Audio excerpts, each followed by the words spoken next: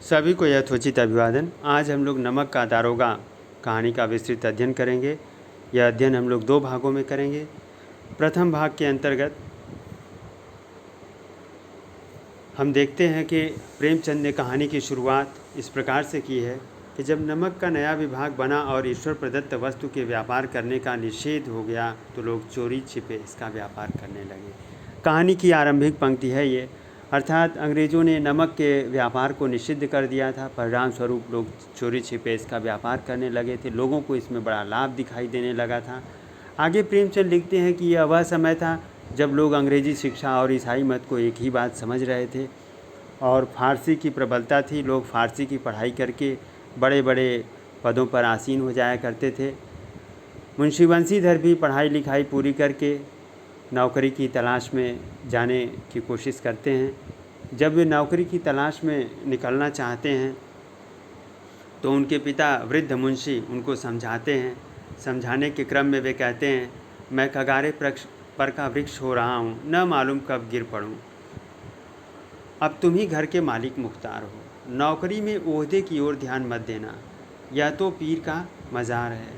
अर्थात वे कह रहे हैं कि वे वृद्ध हो गए हैं और इसीलिए घर की जिम्मेदारियां अब उनसे नहीं संभाली जाएंगी और वे चाहते हैं कि उनका बेटा नौकरी में ओहदे पोस्ट की तरफ ध्यान न दे बल्कि ऊपरी आय की तरफ ध्यान दे, क्योंकि वृद्ध मुंशी के हिसाब से ऊपरी आय भगवान देते हैं। उससे जो है मनुष्य की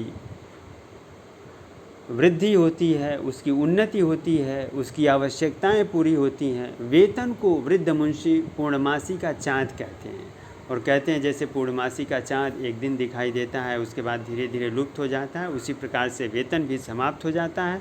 इससे मनुष्य की समुचित उन्नति नहीं हो पाती। इसीलिए वंशीधर को चाहिए कि वो देखें कि कौन ज़रूरतमंद व्यक्ति है, उसका शोषण करें, उससे धन वसूलें।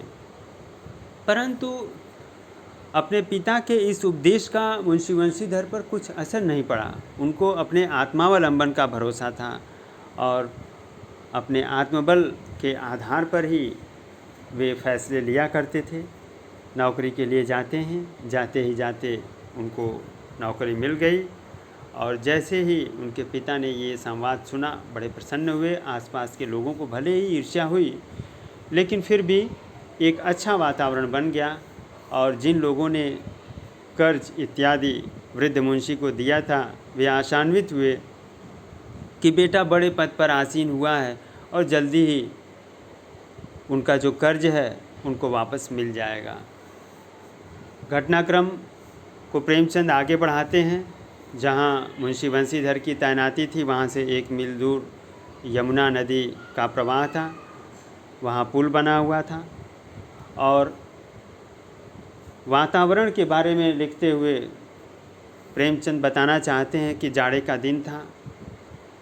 वे रात में सोए हुए थे। अचानक उधर से कुछ गाड़ियों के जाने की आवाज़ जब उन्होंने सुनी तो जाग कर आते हैं, जानने का प्रयास करते हैं और परिणाम स्वरूप उनको पता चलता है कि वास्तव में वे गाड़ियां पंडित अलोपी दीन की थीं। अलोपी दीन दातागंज के सुप्रसिद्ध जमींदार थे। लाखों का कारोबार था, लोगों पर खर्च भी करते थे। अंग्रेज़ भी उनके यहाँ आते थे, मेहमान बनते थे, शिकार इत्यादि करते थे। ये सारी स्थितियाँ थीं, सभी लोग उनको जानते थे। मुंशी बंशीधर ने जब पंडित अलोपी दीन के आदमियों से पूछा कि इन गाड़ियों में क्या है तो उन्होंने उत्तर नहीं दिया। अंत में उन्होंने खुद जब जांच पड़ताल की तो उनको पता चल गया कि उसमें नमक के ढेले लदे हुए थे। फिर क्या था, पंडित अलोपी दीन के आदमी जाते हैं, पंडित अलोपी दीन को बताते हैं। पंडित अलोपी दीन भी उधर से चले ही आ रहे थे। जैसे ही उन्होंने ये सारी स्थिति जानी उन्होंने कहा कि तुम लोग जाओ, चिंता मत करो, मैं आ ही रहा हूँ। उनका धन पर अटल विश्वास था, लक्ष्मी पर अटल विश्वास था। वे मानते थे कि धरती तो क्या स्वर्ग में भी उन्हीं का राज्य है। और फिर उन्होंने आकर के बड़े ही स्वाभाविक दृष्टिकोण से मुंशी बंशीधर से बात की, विनम्रता से बात की, उनको आशीर्वाद दिया और कहा कि हम लोगों पर तो आपकी कृपा होनी चाहिए। लेकिन वंशीधर पर इन बातों का कुछ असर नहीं पड़ा। उन्होंने कहा कि नहीं, ये मेरा कर्तव्य है, आपकी गाड़ियाँ जा रही हैं, नमक इसमें लदा है, मैं जाने नहीं दूंगा। अलोपी दीन कहते हैं कि ये निश्चित बात है कि जब वे उधर से जाएंगे तो रिश्वत इत्यादि उनको ज़रूर भेंट करेंगे उपहार के रूप में। लेकिन वंशीधर जब उनके इस मंतव्य को, उनके इस भाव को समझ जाते हैं तो और कड़ाई दिखाते हैं। बदलू सिंह को आदेश देते हैं, जो उनका जमादार था, कि पंडित अलोपीदीन को गिरफ्तार कर लो। पंडित अलोपीदीन बिल्कुल चकित होकर रह जाते हैं, क्योंकि उनके सामने ये स्थिति कभी आई नहीं थी। इससे पहले धन के बल पर उन्होंने सभी को खरीद लिया था, सभी धन के आगे नतमस्तक हो जाते थे, परंतु वंशीधर पर ऐश्वर्य की मोहिनी का कोई प्रभाव नहीं पड़ रहा था।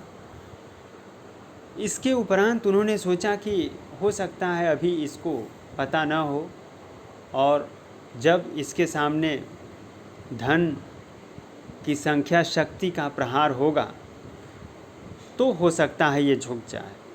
तो धन की सांख्यिक शक्ति का उन्होंने इस्तेमाल शुरू किया।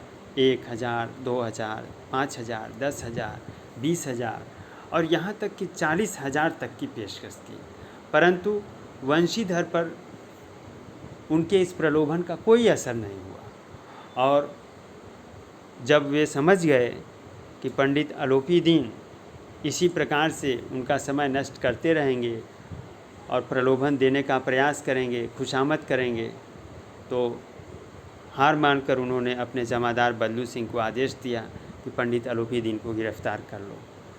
बदलू सिंह भी मन महसूस कर, वो भी नहीं चाहता था कि पंडित अलोपीदीन को गिरफ्तार करना पड़े, क्योंकि उसकी भी इच्छा थी कि कुछ मिल जाए और निपटारा हो जाए।